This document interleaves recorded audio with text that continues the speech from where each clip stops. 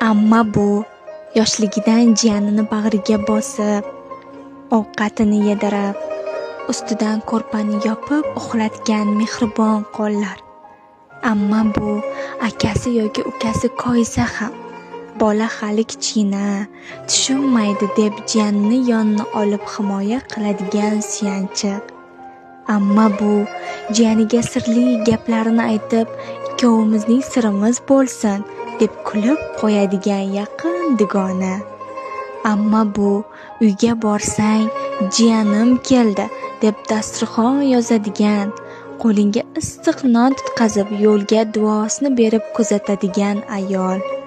Amma bu jiyaniga yaxshi qiz qidirib, sovchilikka yurib, mening bolamga munosib bo'lsin deb harakat qiladigan fidoyi. Shunday ammalar borki, jiyanini bolasidan ham ortiq ko'radigan, yonini olib mehrini ayamaydigan. Agar sizning hayotingizda bunday amma bo'lmasa, o'zingiz shunday inson bo'ling.